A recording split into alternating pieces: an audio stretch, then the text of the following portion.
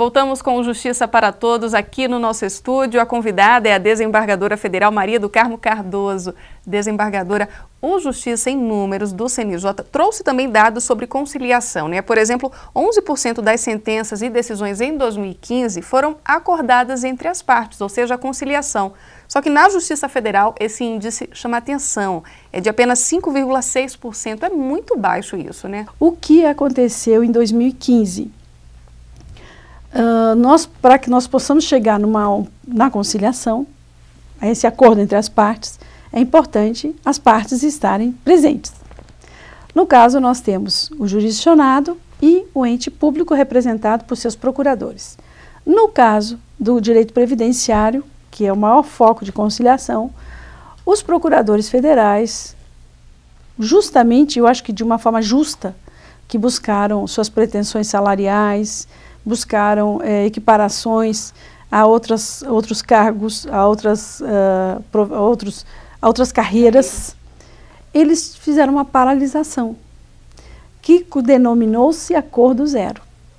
Ou seja, para eu trazê-los na conciliação anterior ao Código de Processo Civil, vigente a partir de 2016, era convite, eu não poderia intimá-los. Porque não havia uma ordem judicial de intimação, porque efetivamente eles poderiam ir ou não ir. E com isso que esse acervo dentro da conciliação, o núcleo de conciliação do Tribunal Regional Federal, da primeira região, do qual sou coordenadora, e a primeira região, todos sabem, são 14 estados da federação que nós temos jurisdição direta. E esses estados estão Amazonas, Piauí, Acre, Rondônia, Roraima, enfim, nós temos 14 realidades distintas, né? São 14 estados com realidades totalmente distintas. E, efetivamente, em 2015, paralisamos a conciliação, praticamente no que se refere aos procuradores federais, naquilo que eles teriam que cumprir o seu papel. Tanto os procuradores federais quanto os procuradores da AGU. Se paralisou. E no tribunal nós temos um provimento do presidente.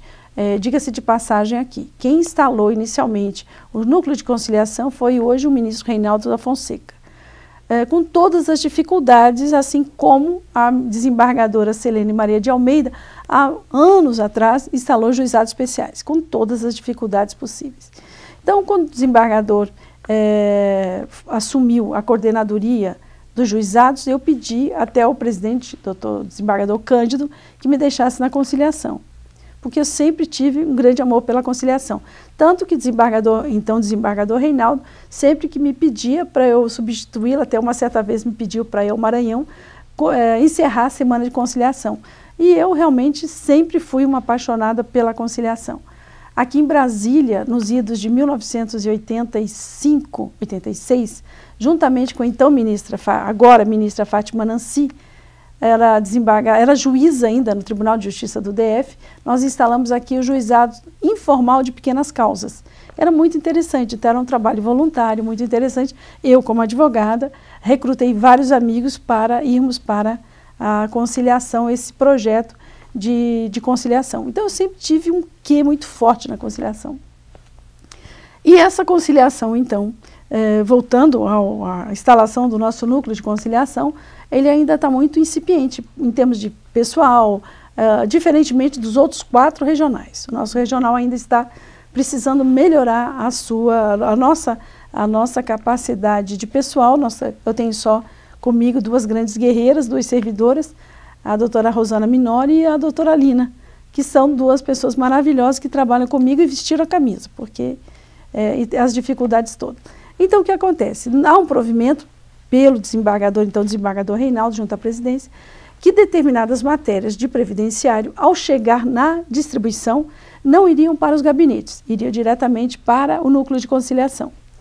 Exatamente para não levar para o gabinete mais um acervo de matéria passível de conciliação. Com isso, então, antes de chegar aos gabinetes, esses processos vão para o núcleo. E lá ficaram. E eu aguardando, então, que os procuradores viessem para que pudéssemos fazer as conciliações. E foi aumentando esse volume. Então, hoje eu estou com 20 mil processos. A resposta é muito rápida. E para o Estado é muito rápido. E o Estado também, em vez de pegar 20 mil processos para recorrer, para ir ao STJ, para ir ao Supremo, usando o corpo de procuradores, que também é pequeno, é um custo maior para o Estado. Então, na verdade, pelo procedimento conciliatório, se chegará em muito a benefícios do jurisdicionado e do Estado. Interessante que a conciliação na prática parece recente, né, mas ela é antiga na legislação, né, o CPC, desde 73, o antigo CPC já previa isso, e a senhora tem um bom exemplo aí de conciliação em Minas Gerais, isso, né? Então, o Código 73 já previa audiência de instrução e conciliação, né? Mas, né, efetivamente, não era efetivado esse procedimento. Já o Código de Processo Civil, 2015, ele exige congente que se faça a conciliação. Não basta que um não queira, uma das partes. Os dois, se renunciarem à conciliação, o processo prossegue. Senão, terá que ter a conciliação, diferentemente desse acervo que eu tenho. Então, é obrigatório. Caso não compareça, haverá multa, diferentemente. Mas eu tenho, sim, grandes projetos. A primeira região, como eu disse, são distintas as realidades. E nós temos um projeto que foi iniciado no Minas Gerais, ainda na gestão do desembargador Reinaldo, na coordenação da Núcleo de Conciliação, juntamente com a doutora Deise Starling, que é uma juíza federal em Belo Horizonte, que já tinha tido uma experiência muito grande também numa desocupação de um imóvel da União, que estava ocupado por pessoas inclusive que tomaram conta desse prédio. Ela conseguiu humanizadamente retirar essas pessoas, devolver o prédio, que hoje me parece que é um hospital. E o DENIT, então, sabendo deste projeto da doutora Deise, buscou a doutora Deise para dar cumprimento a uma sentença transitada em julgado há mais de 30 anos.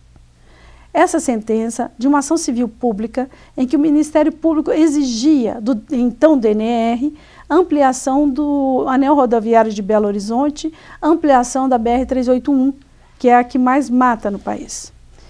E o que acontece? O porquê que o DENIT e nem o DNR conseguiam cumprir essa sentença? Licitavam para cumprir a sentença.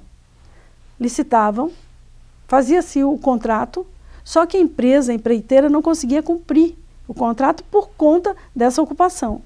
Efetivamente, o DNR e o DENIT tinham que indenizar essa empresa. E o custo disso se avolumou em muito. Aí buscaram a doutora Deise para um projeto de desocupação humanizada de 8.000 famílias. A doutora Deise assumiu esse compromisso, eu digo ainda na gestão do desembargador Reinaldo. Quando eu assumi, ela me procurou, eu dei todo o respaldo necessário, estudei primeiro o projeto, muito bem estudado, e começamos a esse projeto. Só que esse projeto tomou uma dimensão muito grande. Aí você pode dizer, mas desembargadora, nós estamos já numa sentença, caberia uma conciliação aí?